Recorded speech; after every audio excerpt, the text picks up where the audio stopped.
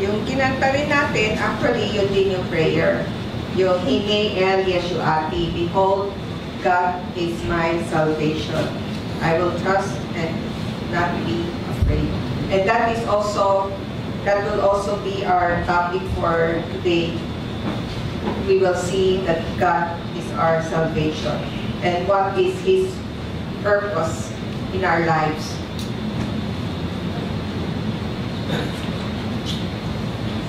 So, ayon sa schedule ng pagbabasa ng Torah, ang ano natin ngayon ay kuka. Kuka, ibig sabihin mga statutes, or sa Tagalog, mga batas. Pagtutuloy natin ang ating pag-aaral sa Numbers chapter 19, verse 1 and 2. Basahin natin. At nagsalita si Yahweh kay Moses at kay Aaron na sinasabi, ito ay isang batas na kautusan na inuutos ni Yahweh na sinasabi. Titingnan natin mabuti dito sa aral na to. Una, naalala nyo, sino na kakaalala ano yung inaral natin noong isang linggo? Tungkol saan yung topic natin last week? Ha? Kay Korah, di ba? Oo. So, nakita natin may mga namatay, di ba? Pero, ang pinakahuli, tungkol kay Aaron, yung kanya tungkol na nabulaklak. So, pinapakita sa atin ni Yahweh Elohim yung mangyayari sa pagbabalik ni Yeshua. No, na magkakaroon ulit ng buhay. Yan yung kanyang pangako. So, pagkatapos niya sabihin yung tungkol sa buhay na mangyayari, okay, dito na naman tayo. Inumpisahan niya na meron ulit siyang batas. Ano yung batas? Tingnan natin. Una, batas na kautusan na inuutos. Merong batas na kautusan na inuutos. Basahin natin ang inuutos, ibig sabihin pinagagawa. Yan yung sinasabing tsaba, pinagagawa. Katulad yun, yung 10 kautusan kasi may pinagagawa sa atin na dapat nating sundin. Okay? Sumunod, yung kautusan, yan yung Torah. Madalas dito tayo nagkakaroon ng kaguluhan dahil itong Torah na to, ito yung kanyang mga salita na nagbibigay sa atin ng buhay, pero hindi siya yung batas. Ito yung mga kautusan, mga kanyang turo. Kita natin ito. Turo, mga dapat gawin, ito yung 5 aklat ni Moses. Okay? Yung sinasabing batas sa Galatians, yan yung batas ng bansang Israel. Iba siya sa Torah. Okay? Doon tayo nagkakaroon ng confusion, paano sasabihin, kalituhan, no? Na sinasabi doon na hindi na natin kailangan sundin ang mga batas dahil tayo nagkaroon na ng kaligtasan, pero iba siya sa Torah. Next, yung batas, ito yung kuka. Ito yung mga batas na kailangan gawin. Okay.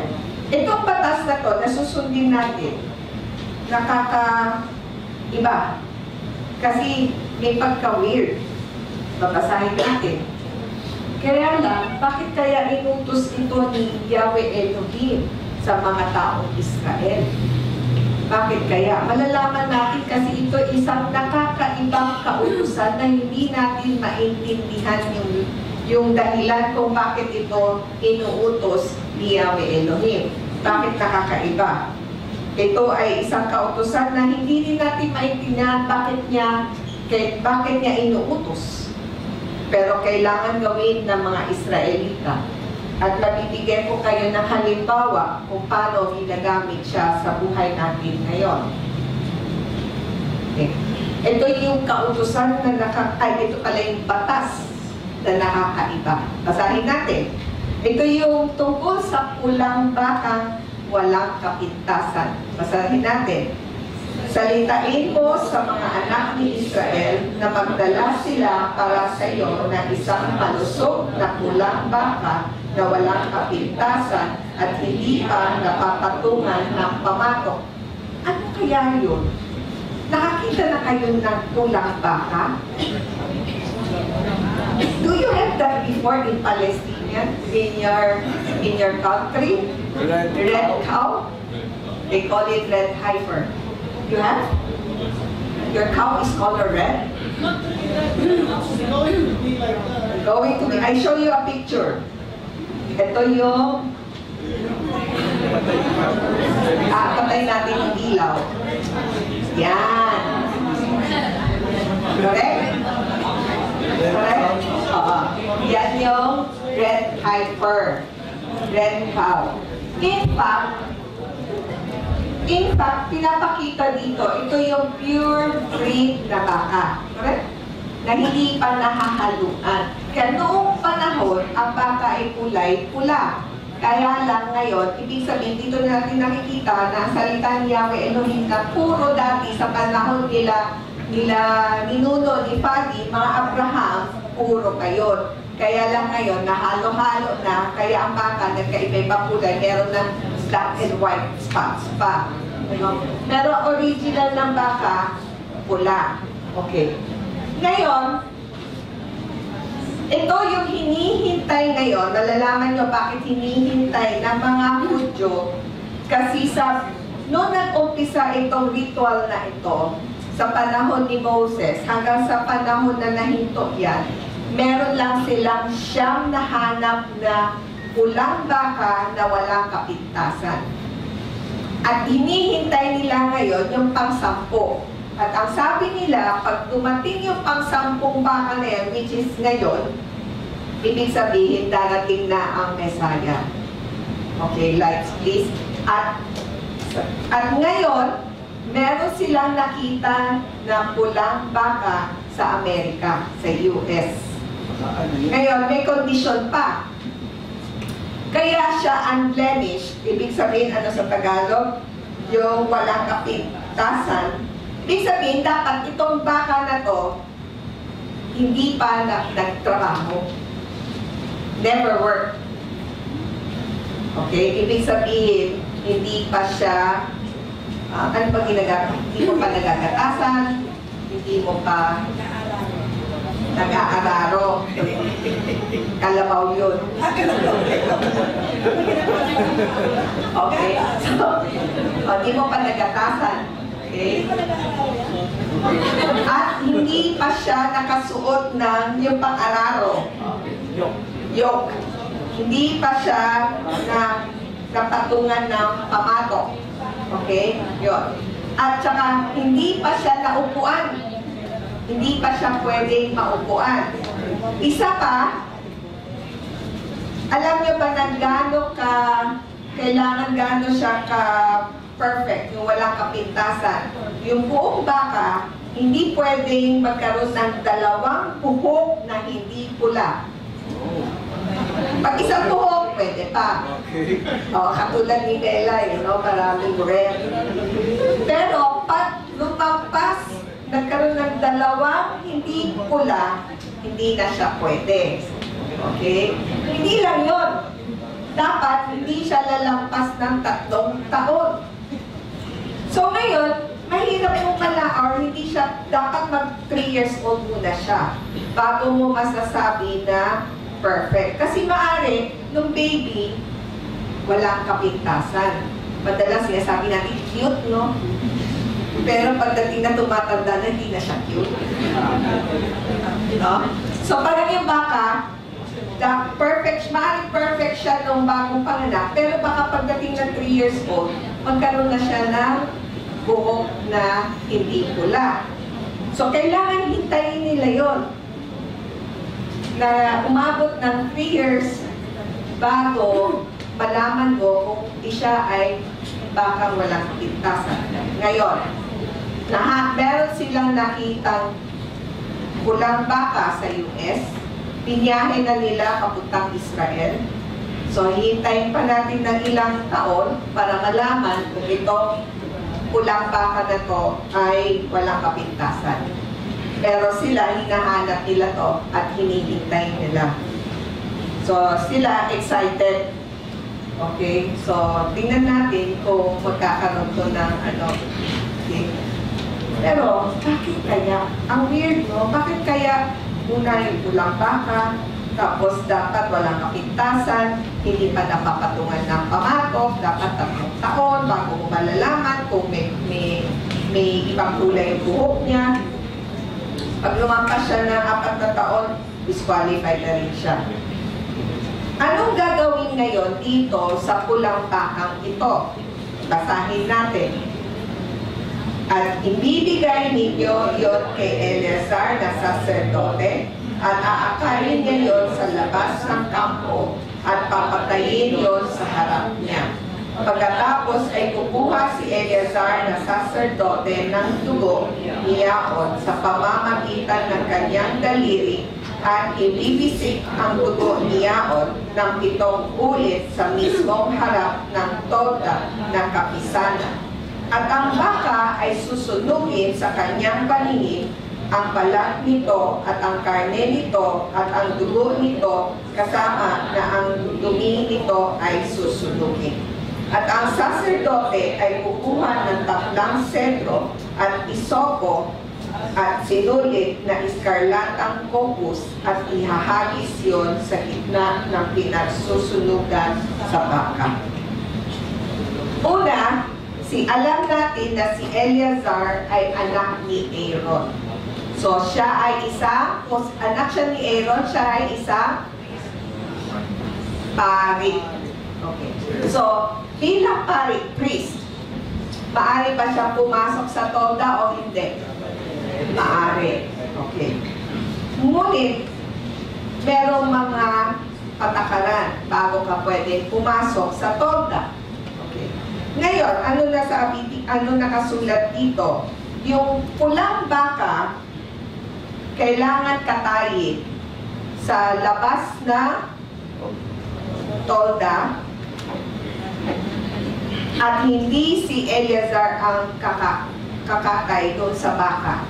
May kakatay yun sa harap niya.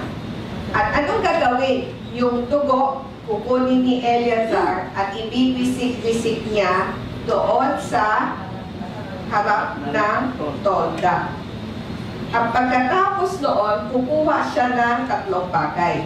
Ito, kahoy na cedar. Alam niyo ba anong kulay ng kahoy ng cedar? Kulay pula, red. Cedar wood is red. Okay? At yung hisop, yan yung okay. At yung scarlet na bagay. Lahat ito ay kulay pula. Bakit kulay pula? Makikita natin dito bakit kulay pula. Ano ba ang dahilan bakit kailangan natin ng pulang baka at bakit kailangan yung pulang kahoy, pulang sinulid? Bakit? Basahin natin. Sa Isaiah chapter 1 verse 18. Magsiparito kayo ngayon at tayo'y magkatuwiranan sa akin ng Panginoon. Bagamat ang inyong mga kasalanan ang hindi lang mapula, ay magiging mapuputi na parang niebe. Bagaman magiging pulang gaya ng matingkad na pula, ay magiging parang balahibo ng bagong paligong lupa. Tandaan nyo, papunta tayo sa isang bagay na mangyayari dito. Ito ay isang batas. Okay? Na nakakaiba dahil bakit pinapakita ni Yahweh Elohim una na dapat pulang baka, kakatayin, yung dugo, yung ibibisik. At tapos dito, nakita natin na ang simbolo ng pulang kahoy, yung pulang baka, yung pulang sinulit, Ito ay parang kasalanan natin. Dahil yung kasalanan natin is kulay pula, sin. Our sin is red. So, doon sa mangyayaring seremonyas, yung kasalanan natin ay magiging kasing puti. Kasing puti ng bagong paligong tupa. Magiging kasing puti ng snow. Niete, snow. Pagkatapos, anong mangyayari? Diwinisik-wisik na. Okay? Anong gagawin susunod? Basahin natin. At lalabhan ng saserdote ang kanyang mga kasuotan at paliliguan ang kanyang laman sa tubig. At pagkatapos ay makapapasok siya sa kampo. Ngunit ang saserdote ay magiging marumi hanggang sa kinagabihan. At ang nagsunog niyaon ay maglalaba ng kanyang mga kasuotan sa tubig at paliliguan ang kanyang laman sa tubig. At siya ay magiging marumi hanggang sa kinagabihan. At itukunin ang isang taong malinis ang abo ng baka at ilalagay yon sa labas ng kampo sa isang dakong malinis at yon ay magsisilbi para sa kapulungan ng mga anak ni Israel bilang bagay na iingatan para sa tubig na panlinis. Ito ay handog bukod sa kasalanan.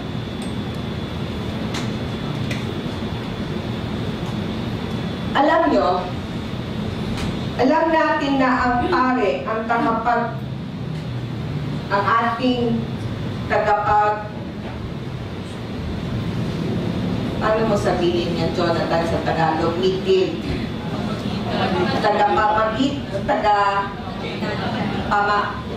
Papamagitan o pamagitan? Ha? Pamagitan.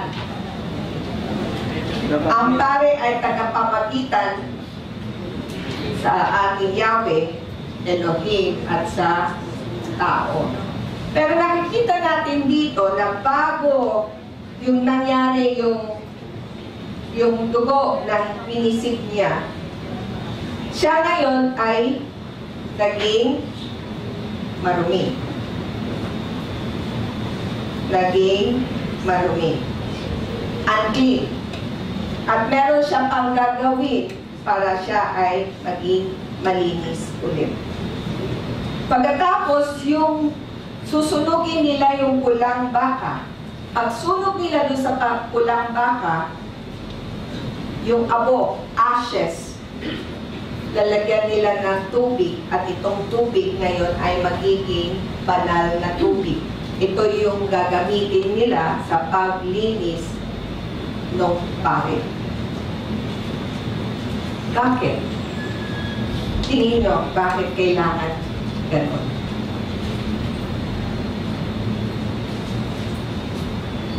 Weird?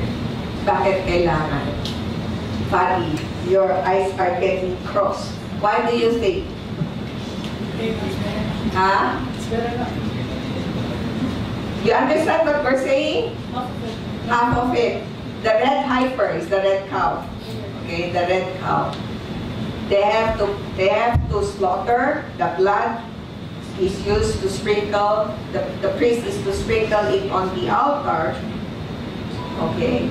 But then after the sprinkling, the priest becomes dirty, unclean. Unclean. Okay. The way to clean, it will take 7 days for him also. But the way to clean will be, they will burn the cow, and the ashes will add water.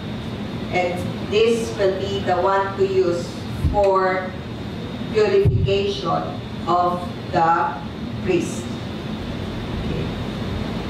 But I will tell you, because amazing always that when I prepare a Torah, pag pinaghahandaan ko, nangyayari din yan sa buhay ko.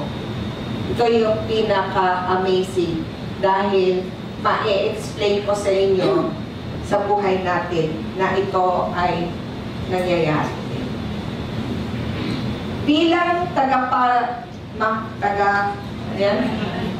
pamagitan sa ating Yahweh Elohim at sa tao, madalas Ikaw din yung tagapagsabi doon sa tao kung ano yung dapat mong gawin, dapat mong ayusin, at dapat mong kung ano yung mali. Ngunit kung ang pare ay hindi rin maging, pag gusto lang niya i-correct ang isang tao at siya ay hindi magpakumbaba doon sa pag-correct niya, madalas pupunta sa yakap yung pare. Dito pinapakita na pag meron tayong ginagawang pamamagitan sa tao at kay Yahweh Elohim, ikaw rin ay dadaan sa seremonyas na paglilinis. Dahil kung hindi, magiging makatao, magiging mayabang ka doon sa mga kagabi, kami ni Wilson, meron kaming may pinuntahan kami at meron kami kinausap kagabi.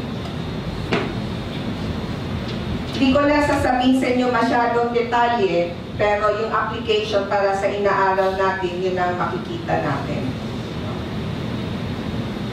Siguro, habang binabasa natin, pag medyo sa dulo, tsaka ko i-explain sa inyo ulit. Pero yun yung, more or less, yun yung pinapakita dito.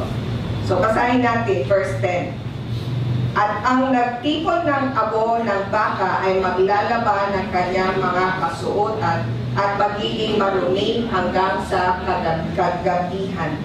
At yun ay magsisilbi para sa mga anak ni Israel at sa naninirang dayuhan sa gitna nila bilang isang batas hanggang sa panahong walang takda. Sumunod.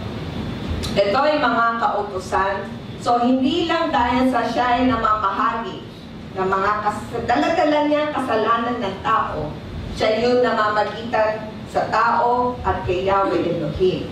So, tuwing gagawin niya yun, siya ay nagkakaroon, siya ay magiging hindi malinis. At kailangan niya dumaan sa seremonyas na ito para maging malinis. Pero merong ibang bagay din na magiging sanhi na maging hindi malinis ang isang tao. Basahin natin. Ito ay tungkol sa kamatayan. Ang sino mang humipo ng pangkay ng sino mang kaluluwa ng tao ay magiging marumi rin niyang 7 araw. Dadalisayin ng isang iyon ang kanyang sarili sa pamamagitan niyaon sa 3 araw. At sa 7 araw ay magiging malinis siya. Ngunit kung hindi niya dadalisayin ang kanyang sarili sa 3 araw, kung gayon ay hindi siya magiging malinis sa 7 araw. Ang bawat humipo ng pangkay na kaluluwa ng sino mang taong namatay at hindi magpapadalisay ng kanyang sarili ay nagpapurungis ng tabernakulo ni Yahweh, at ang kaluluwang iyon ay lilipulin mula sa Israel. Sapagkat ang tubig na panlinis ay hindi pa naiwiwisik sa kanya, siya ay nanatiling marumi. Ang kanyang karumihan ay nasa kanya pa rin. Alam niyo bakit? Okay. Ito yung isang bagay na hindi madaling intindihin, pero gagawin kong maintindihan dito. May sinasabi ko na ano namin ni Wilson kahapon, pakiramdam niya, meron siyang ginawa sa akin na galit ako at hindi ko siya mapapatawad. So, nung nagkita kami sa restaurant kahapon, di pa kami nag-uumpisa, naiiyak na siya. At sabi niya kung mapapatawad ko ba daw siya. Para sa akin, sabi ko, hindi ako ang kailangan magpatawad sa iyo dahil sa akin, mas mahalaga is yung buhay ko ngayon, hindi yung buhay ko dati. At kung buhay ko ngayon ay naayos, nagkaroon ako ng katahimikan, kagalakan sa buhay, yun ang mas mahalaga. Yung nakaraan, tapos na yun. Hindi na dapat binabalikan. At hindi ako dapat hingian mo ng kapatawaran, kundi ang ating Panginoon. At sabi ko, ano pang hihingiin ko sa buhay kung ito naman ang kapalit. Lahat ng bagay nangyari na may dahilan. Kung kailangan ako dumaan sa pagsubok sa buhay para ako maging matahimik ngayon, sasabihin ko salamat po sa pagsubok na yon. At ngayon ako ay tahimik na. At syempre, umiiyak-iyak siya. At naging malinaw ako na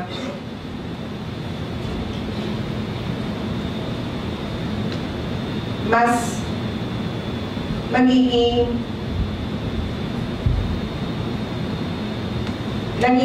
mas mahalaga sa akin yung ngayon. At meron pa kaming mga pinag-usapan doon. Kung makikita ko yung sarili ko sa nangyayari ngayon, alam mo, naiintindihan ko itong aral natin ngayon. Pag ang kaharap mo na tao ay patay na dahil sa mga nangyari sa buhay natin. Ibig sabihin ng patay, ibig sabihin hindi ka sumunod sa kanyang kautusan, automatic ikaw ay dead. Patay. At kung ang nasa harap ko ay isang patay na tao, at ito yung mga aking sinasalita, sabi niya, ito yung malinaw sa akin na ng panahon na yon, ako rin na ako, ang sarili ko, ay hindi rin malinis. Dahil kung malinis ako, at sinasabi ko tong mga salita na to, hindi ako nagiging namamagitan sa Panginoon at sa Kanya. Dahil kailangan ko rin dalhin yun. Dahil dun sa sinasabi niya, kailangan ko rin maramdaman yun. At sa Panginoon, sa harap ng Panginoon.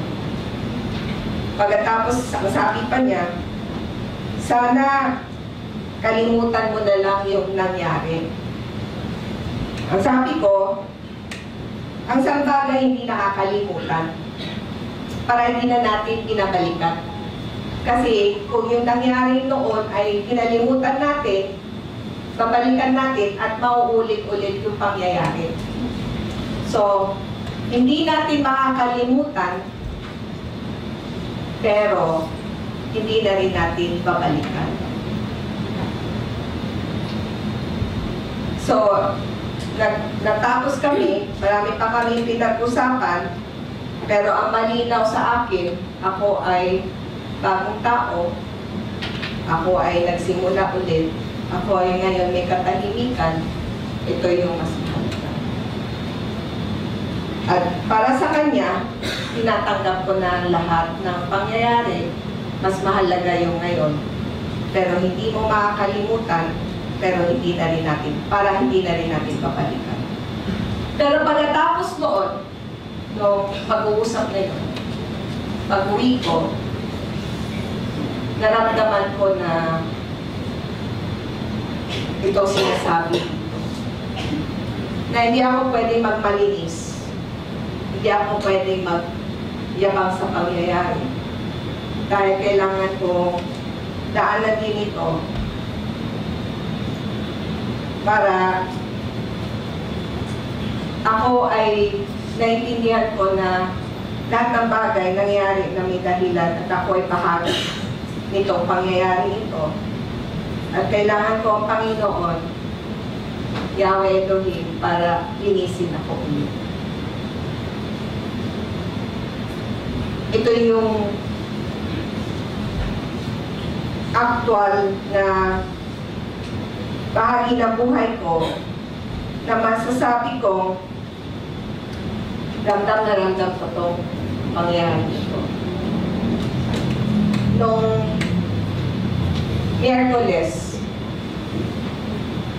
yun din ito yung linggong nakaka-amaze, no? Dahil yung araw na to, ang dami nangyari sa buhay ko itong linggong to. Noong Miyerkules, ang ika-4 na taon ng pagkamatay ng aking kapatid. At sinatanong ko sa sarili ko na katulad nitong inaaral ko, yung kamatayan, yun din yung katulad yung kausap ko kagabi, yung kamatayan nung dinaanan naming pagsubok sa buhay, kamatayan din yun. Pero hindi mahalaga yung kamatayan, ang mahalaga yung buhay na binigay sa akin ngayon. Doon sa kapatid ko rin na namatay 4 years ago, dahil din sa kamatayan niya, yun din yung nagbigay sa akin na buhay ngayon. Yung nilalabhan, dito nakalagay. At kung wala tayong sinasabi ditong pagdadalisay, hindi totoo yung kalinisan na mangyayari sa buhay mo. Whether yung kamatayan ng kapatid ko, binigyan ako ng buhay dahil nagkaroon ako talaga ng paghahanap, yung dalisay na dinaanan ko. Yung kaharap ko kahapon, na tingin niya ay nagkaroon siya ng pagkakasala sa akin, na tingin ko, hindi naman, pero sabi niya, ilang taon na raw niyang masikip na raw yung kanyang dibdib sa kakaisip doon sa ginawa niya sa akin. Sinasabi ko rin, yung kamatayan na yun, nagbigay din sa akin ng buhay ngayon. Dahil kung hindi ko dinaanan yun, hindi ko maintindihan kung gaano kahalaga ang isang bagay. Minsan, may mga pangyayari sa buhay, lalo na nung Lunes, nagkaroon tayo ng sabihin natin na na-i-present sa karamihan ng mga managers dito. Sana maintindihan nyo yun. Na minsan kailangan tayo dumaan sa kamatayan para natin maintindihan na kailangan natin yun dahil yun yung magbibigay sa atin ng pagkadalisay para makita natin kung nasaan tayo ngayon at magkaroon ulit ng bagong buhay. Hindi mahalaga yung noon, yung kahapon. Ngunit mahalaga is makita natin na tayo ay patay. Marami tayong pagkukulang sa ating Panginoon Yahweh Elohim. At kailangan tayong dumaan sa isang paglilinis. Ito yung dapat nating dalisayin. Dahil ito lamang ang paraan para tayo ay magkaroon ng totoong buhay. Masakit, totoo yun. Pero kung hindi tayo dumaan sa mga pagsubok na magkakaroon tayo na nasasaktan tayo, hindi rin tayo matututo sa buhay. Sana makita nyo na hindi palagi lahat ng bagay ay bigyan natin ng walang halaga. Lahat ng bagay dumadaan sa atin, may dahilan. At siguro katulad nito, nakikita ko sa sarili ko, lahat ng dinaanan kong pagsubok sa buhay, gaano man ka hirap yun o gaano kabigat, lahat yun ay dahilan para tayo ay linisin niya at matuto tayong hanapin siya, makita natin ulit yung daan ng Torah, yun yung talagang magpapabalik sa atin, sa ating relasyon, sa ating Panginoon Yahweh Elohim.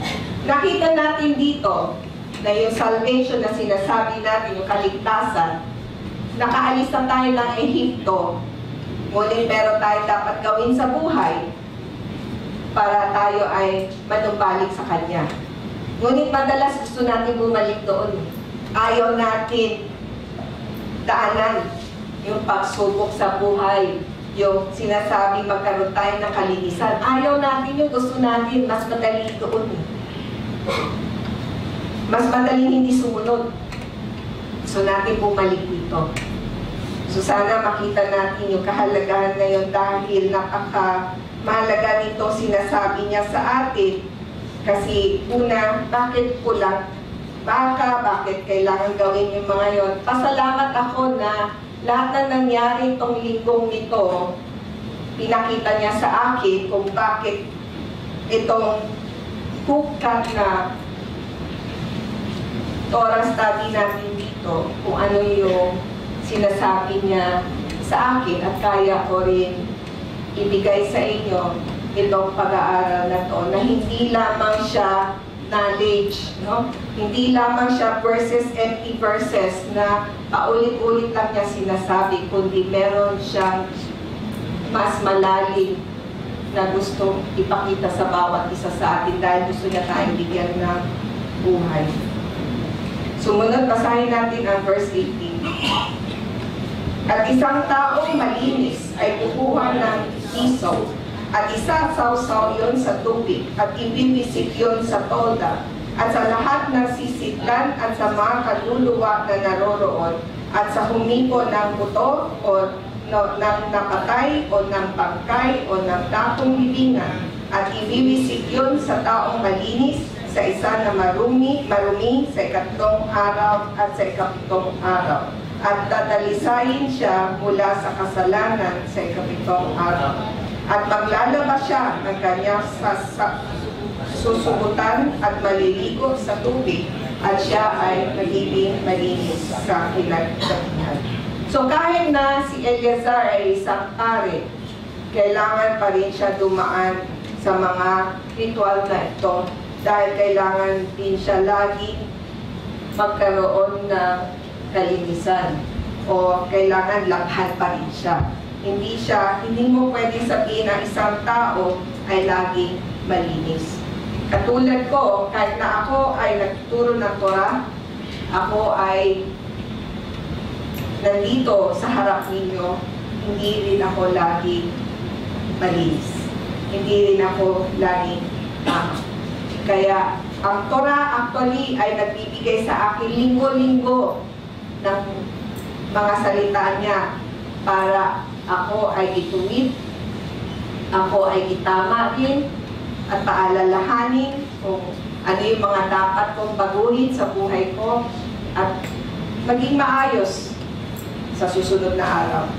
So sana yun din ang nakikita nyo sa sarili ninyo. At itong rituals na to, yung sinasabing pulang baka na kailangan gamitin para sa paglilinis natin kahit na mga pare. Ito rin yung rituals na ginagawa nila noong panahon ni Yeshua. Basahin natin.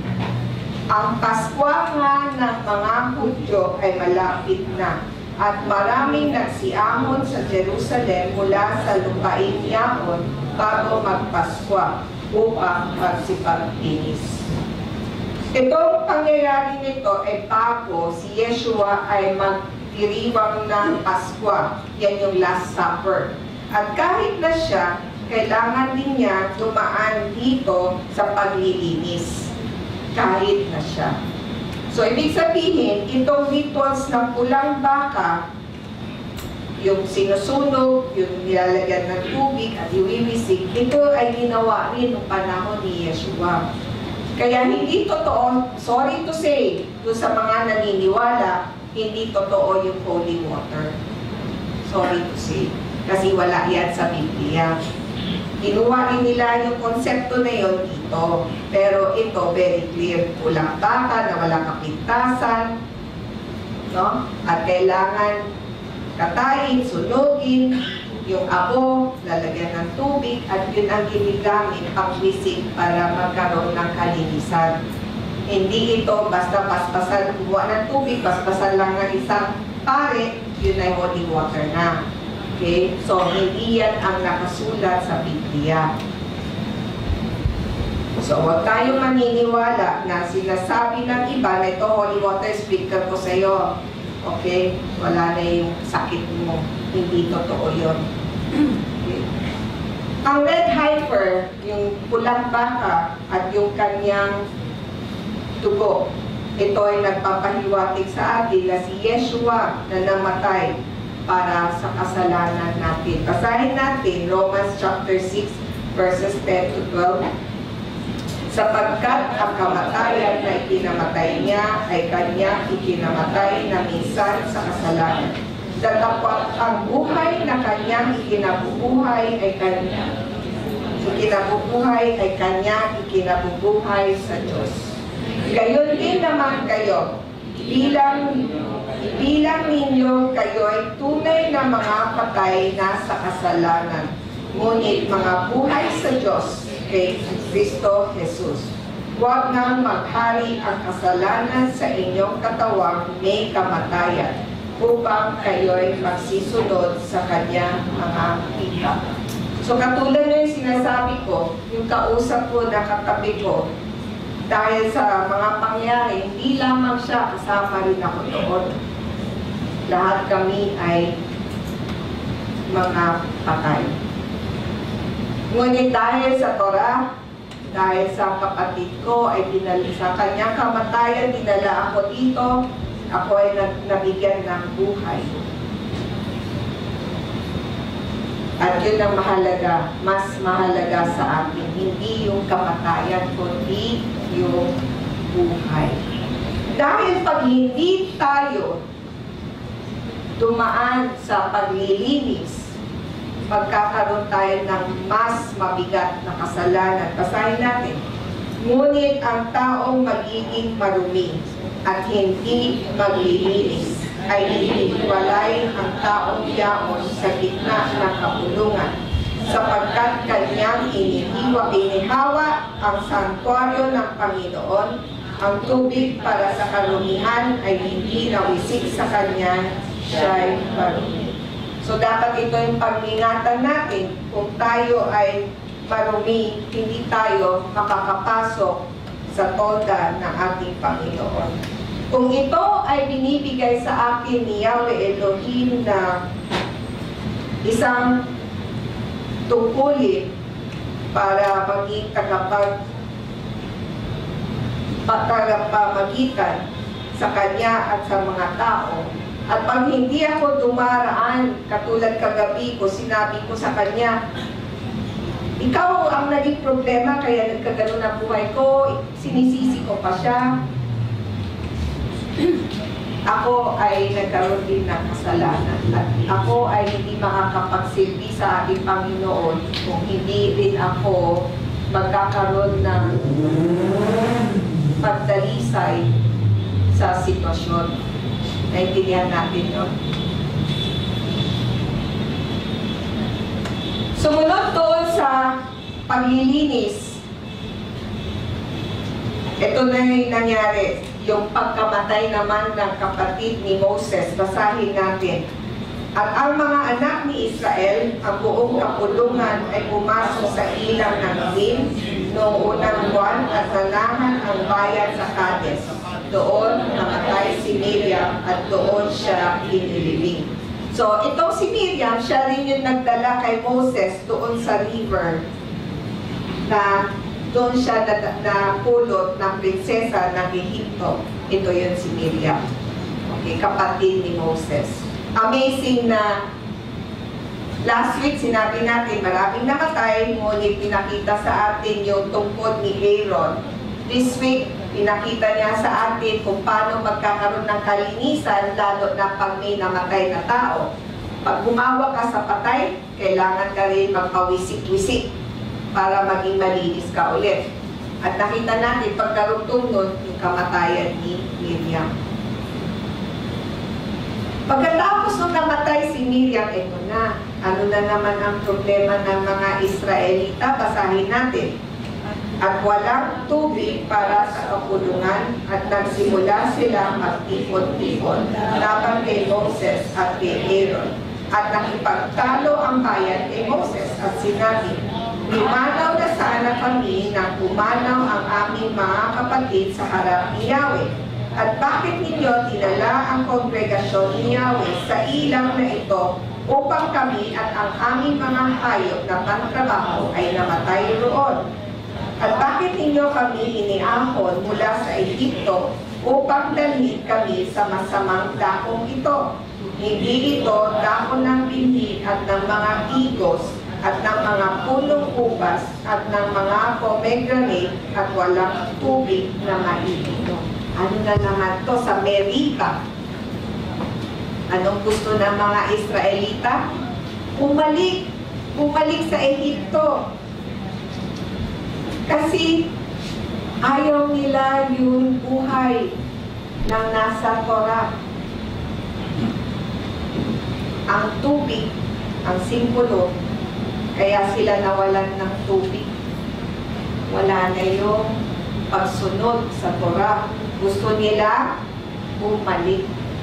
Sino dito sa atin na pagkatanggap kay Yeshua bilang ating tagapagligtas ay ayaw pumasok sa tolda, ayaw pumasok sa bahay ni Yahweh Elohim, ayaw sumunod sa Torah kasi sabi mo, hindi naman sino nagsabi sa'yo kailangan sundin ang Torah? Hindi naman totoo yun Sabi ng simbahan ko, hindi totoo yun Kasi gusto natin bumalik doon sa Ehipto, ayaw natin sumunod sa Torah. Ano sinasabi dito? Ganun din yun, pareho din yun. Gusto nilang bumalik. Anong nangyari? Dito si Moses at si Aaron pumunta sa tolda, inano nila yung mukha nila sa lupa at nakiusap kay Yahweh Elohim. So ano ginawa ni Yahweh Elohim? Basahin natin. At ang kaluwalhatian ni Yahweh ay nagsimulang lumitaw sa kanila. Nagpagkagayon ay nagsalita si Yahweh kay Moses na sinasabi, "Kunin mo ang tungkod at ipunin mo ang kapulungan, ikaw at si Aaron na iyong kapatid, at magsalita kayo sa malaking pato sa kanilang paningin upang magbigay nga ito ng kanyang tubig, at maglabas ka ng tubig para sa kanila mula sa malaking pato. At bigyan mo ng maiinom ang kapulungan at ang kanilang mga hayop na pangtrabaho." So ano sinabi ni Yahweh? Ano sinabi niya? Kayo sa malaking bato. Harap ka sa malaking bato. At anong gagawin mo? Magsalita. Basahin niyo mabuti. Magsalita. Magsalita. So, anong dapat nila salitain? Salitain nila na maglabas ng tubig. Okay, salita ha? Okay? Anong ginawa ni Moses? Sinunod pa niya yung sinabi ni Yahweh Elohim. Basahin natin. Kaya kinuha ni Moses ang tungkod mula sa harap ni Yahweh, gaya ng iniutos niya sa kanya. Pagkatapos, next slide. Pagkatapos ay tinawag ni Moses at ni Aaron ang kongregasyon sa harap ng malaking bato. At sinabi niya sa kanila, "Makinig kayo ngayon, kayong mga mapaghimagsik." Oh, galing na si Moses. Ang kukulit kasi ng mga tao, no? "Maglalabas ba kami ng tubig para sa inyo mula sa malaking batong ito? Kargo pa ba yun? Nabigyan kayo ng tubig." Ang kukulit ng mga to. Ganun ang sabi ni Moses. Sa gayon ay itinaas ni Moses ang kanyang kamay at hinampas ng makalawang ulit 2 beses ang bato, ang malaking bato sa pamamagitan ng kanyang tungkod, at nagsimulang lumabas ang maraming tubig. At ang kapulungan at ang kanilang mga hayop na pagtrabaho ay nagsimulang uminom. So, anong pagkakamali ni Moses dito? Ha? Dapat ba niyang hinampas hindi lang 1 beses, kundi 2 beses? So, anong nangyari? Basahin natin.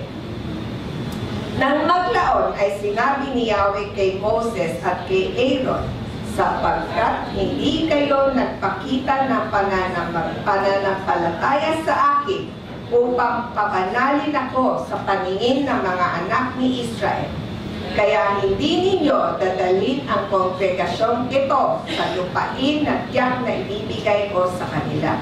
Ito ang tubig ng Meriba sapagkat ang mga anak ni Israel ay nakipagtalo kay Yahweh kung kaya napabanal siya sa gitna nila.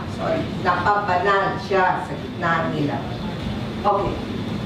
Noong nangyayari ito, yung last week, yung isang linggo, alam natin na lahat ng mga Israelita na more than 20 ay patay na.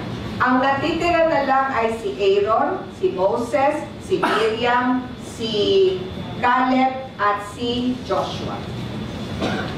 Bago nangyari ito, alam na natin patay na si Miriam. So, ang natira is yung 4. Okay.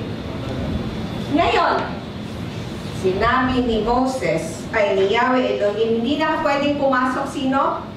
Si Moses at si Aaron. So, sino na lang pwedeng pumasok? Si Joshua at saka si Caleb. So, ngayon, mabigat. Mabigat. Pero hindi natin maintindihan bakit ganun ang parusa sa kanila.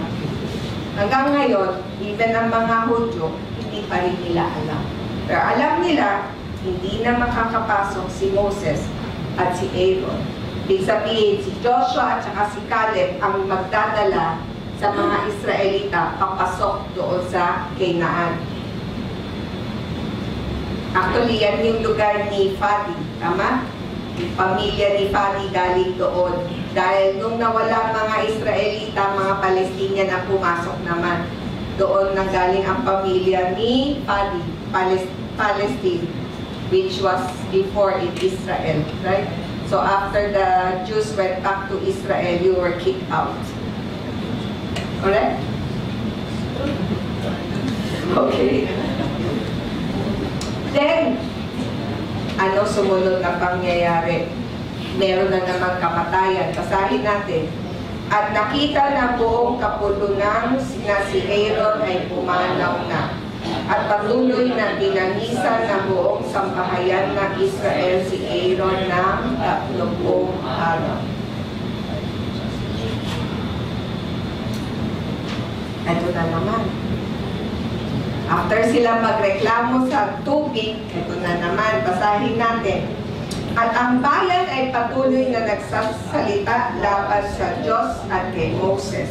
Bakit ninyo kami iniahon mula sa Ehipto upang mamatay sa ilang, sapagkat walang tinapay at walang tubig, at kinamumuhian na ng aming kaluluwa ang kasuklap-suklap na tinapay. Kaya nagsugo si Yahweh ng nakamandag na mga serpiente sa gitna ng bayan. At pinagkakagat nila ang mga tao, arupat maraming tao sa Israel ang namatay. Anong picture nito? Ayan na naman, hindi tubig ngayon ang kanilang inaano? Pinapay.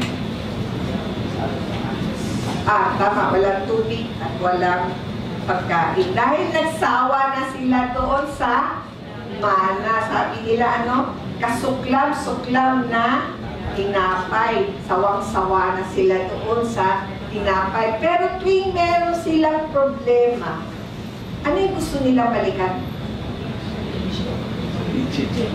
Tuwing may problema, gusto nilang bumalik doon sa kanilang Egypt. Madalas, tayo ganun din. Pag may dadaanan tayo, frustration, sasabihin natin, doon na lang ako. Mas masaya pa doon. Wala akong ganyan mga problema. Madalas yun. At alam nyo, bakit serpiente ang pinadala? Ang serpiente ito ay kumakagat.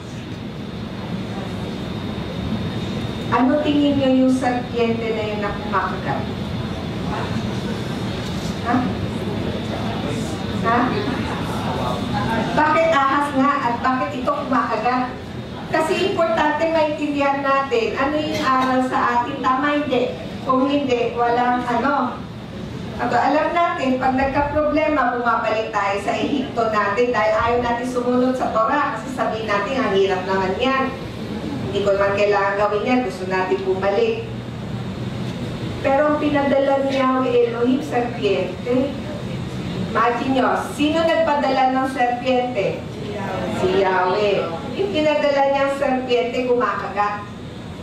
Ano ngayon? Pero meron tayo ibang klaseng serpiente naman. Babasahin natin para makita natin yung comparison. Yung serpiente dito, kumakagat, kumapatay. Ano yung serpiente sa buhay natin ngayon na kinakagat tayo at tayo ay namamatay? Alam nyo ba yun? Ano yung serpiente na galing kay Yahweh Elohim na magiging kamatayan natin? Ano yun? Guess, guess. Ha? Ano na? Cobra daw. Cobra. Ano? Tingnan nyo mabuti ha. Ano yung serpiente na pinadala ni Yahweh Elohim na kumakagat at pinapatay tayo? Okay?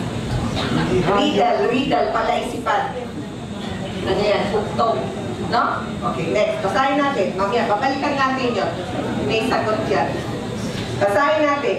Sa wakas, ay kumaroon ang bayan kay Moses at sinabi, kami ay nagkasala sapagkat nagsalita kami laban kay Yahweh at laban sa iyo. Mamagitan ka kay Yahweh upang alisin niya sa amin ang mga serpiente at namagitan si Moses alang-alang sa bayan.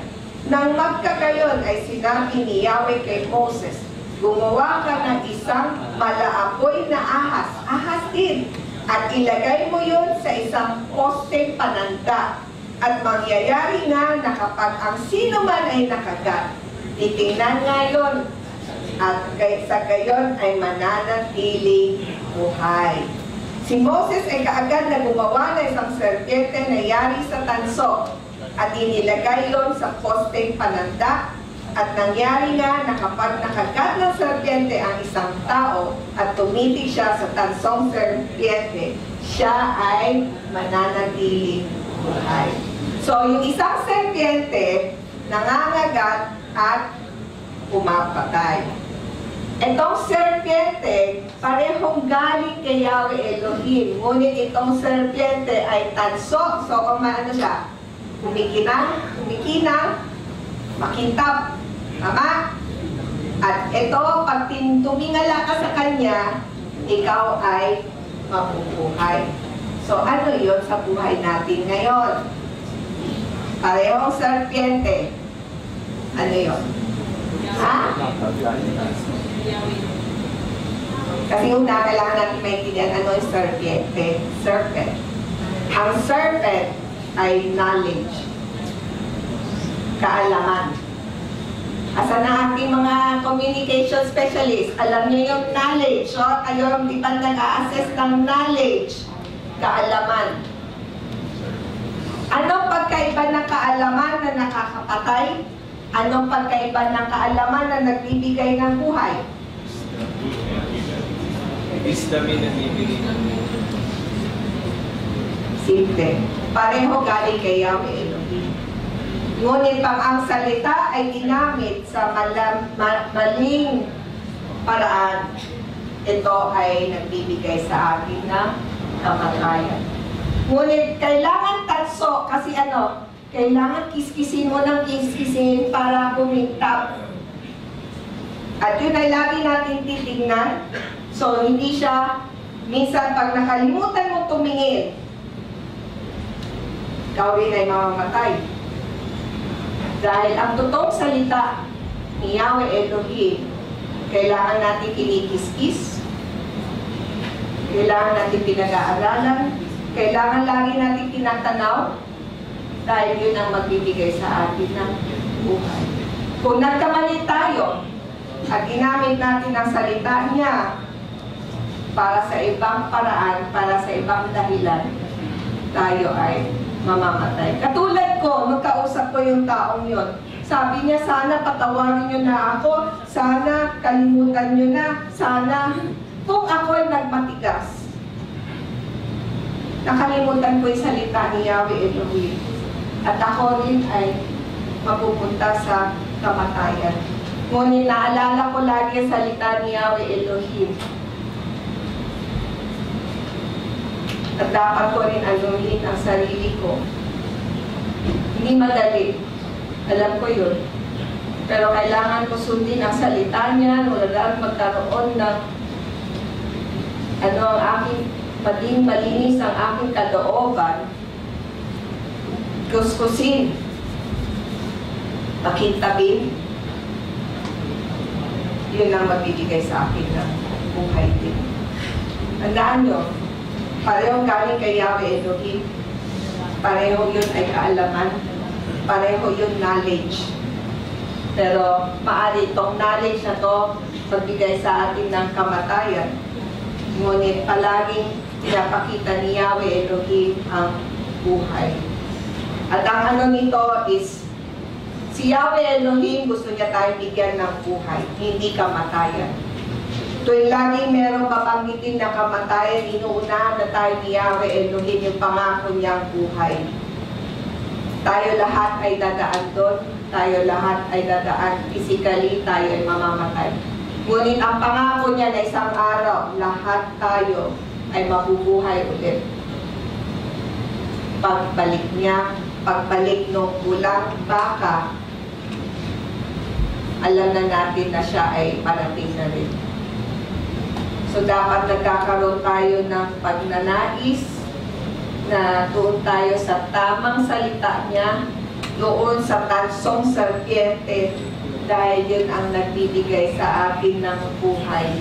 Dahil ang salita niya ay maaring din magbigay sa atin ng kamatayan kung yun ay maling salita. Katulad ng lagi natin inuulit, keep Sabbath day to sanctify it, as the Lord thy God had commanded thee. Keep holy the Sabbath day. 6 days you shall work, and on the 7th day you shall rest. At alam natin na ito ay kanyang banal na salita. Ito yung tansong serpiente dahil gusto tayong bigyan ng buhay, dahil sa Sabat tayo ay nagkakaroon ng kapahingahan, di ba, Vicky? Sabi ni Vicky, she's looking forward to the Sabat kasi yun yung day of peace na na-enjoy niya sa sarili lang niya. Yun yung binibigay niya sa atin. At yun yung serpiente tanso para tayo ay mabigyan ng buhay. Dahil Sunday is a new day again. Na-refresh tayo. Yun yung lagi niyang pinapakita sa atin. At hindi yung serpiente na tumutuka, no? Kompra. Tumutuka at bigyan tayo ng kamatayan. So, maganda yung araw natin ngayong araw na to, na tayo lahat ay daraan at daraan sa ating sariling pagsubok. Meron din tayong kamatayan, ngunit meron pangako si Yahweh Elohim na buhay. At nakikita natin dito, madalas gusto natin bumalik sa ating Ehipto dahil ayaw natin sumunod sa Torah. Dahil sinasabi natin hindi yun. Dahil gusto natin, ayaw natin ng mana. Ayaw natin ng mana na nagbibigay sa atin ng salita niya, na nagbibigay sa atin ng buhay. At pag dumating na yung serpiente, hindi natin alam kung ano yung dapat natin sundin. At madalas, kung hindi natin inaaral at hindi natin iniintindi, yun yung serpiente tumutuka. Ngunit ang totoong serpiente ay tanso. Kaya laging dapat nating tanawin. Hindi yan isang time lang tingnan, tapos na ako, save na ako, ligtas na ako. Hindi eh. Lagi sabi niya, kailangan mo laging tanawin. Titingnan. Pag natuka ka, bago ka matuka, ito na naman yan, dumarating na naman. Natitake na naman ako na hindi ako kailangan sumunod sa Sabat. Balikan natin ulit yun. Dahil yun ang nagbibigay ng buhay. Amen? So sana itong sa Torah na to, bago pag-uwi natin, ulay-ulayin natin, at magkaroon tayo ng sarili natin pagdalisay sa kanyang salita, at anuhin natin sa buhay natin, dahil ang pangako ng Panginoon is bigyan tayo lagi ng buhay at hindi kamatayan. Amen. Ang kakantahin natin ngayon, gabi, bago tayo umuwi,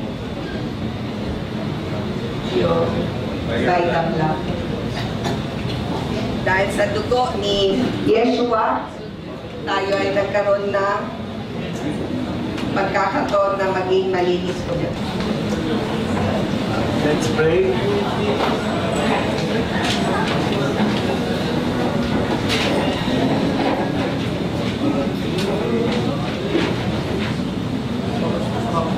Yahweh Elohim, maraming salamat sa iyong salita.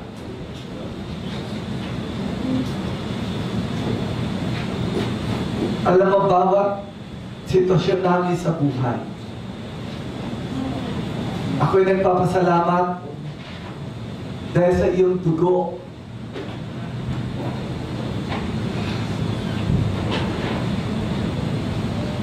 na masasabi namin kami ay ligtas. Dahil dito sa dugo na binigay mo sa amin bawat isa. Dahil Yahweh Elohim, patawarin mo ko. Dahil madalas, hindi namin binibigyan ng halaga itong dugo ito. Yahweh, reklamo pa kami ng reklamo.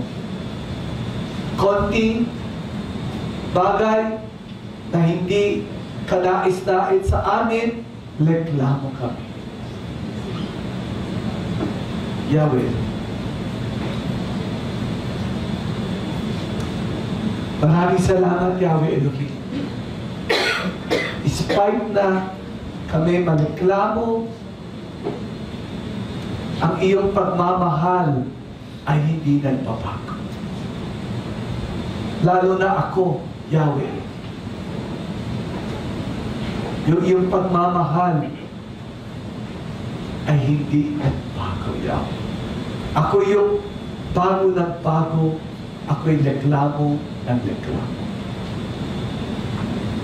Itong gabing ito, pinakita mo sa amin, ito yung kami. Laging gustong bumalik ulit sa Ehipto.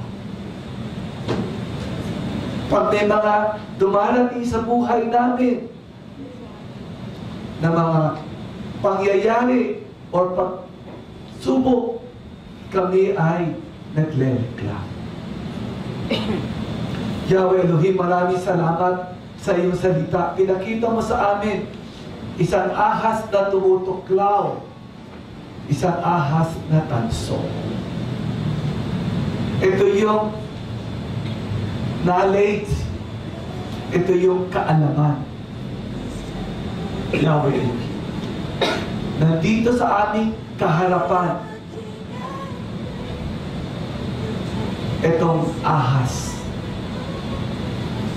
Yahweh Elohim, isa ay kamatayan, yung isa ay buhay.